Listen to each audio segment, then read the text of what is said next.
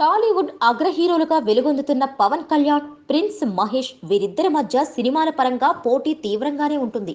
కానీ వ్యక్తిగత విషయాల దగ్గరకు వచ్చేసరికి చాలా ఫ్రెండ్లీగా ఉండడం కనిపిస్తుంది.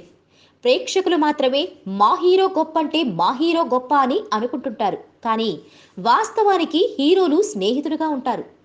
చాలా ఫంక్షన్లకు ఒకరినొకరు పిలుచుకోవడం, ఆప్యాయతగా ఉండడం చేస్తుంటారు. ఇది మంచి పద్ధతి కూడా. ఇటువంటి సంఘటనలు ఇటీవల ఎక్కువగా చోటు చేసుకోవడం కూడా శుభ పరిణామమే.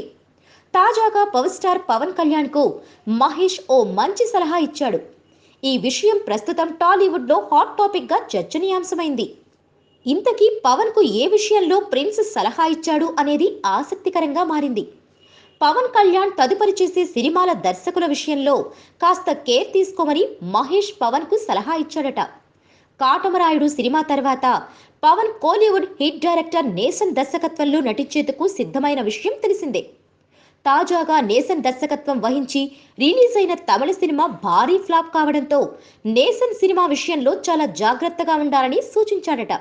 ఆ దర్శకుడిని మారిస్తే బెటర్ అని కూడా సలహా ఇచ్చాడట. తమిళ వీరం చిత్రానికి రీమేక్ గా రూపొందే ఈ సినిమా విషయంలో మహేష్ పవన్ కు జాగ్రత్తలు సూచించాడు. ప్రిన్స్ ఇచ్చిన సలహాల సూచనలు పాటించి దర్శకుడిని మారుస్తాడా లేక వేరే ఏదైనా ఇతర మార్గాలను అన్వేషిస్తాడో వేచి చూడాలి. మొత్తానికి ఈ సినిమాను చేయడం కూడా విరమించుకుంటాడా అనేది కూడా తెలియాల్సి ఉంది.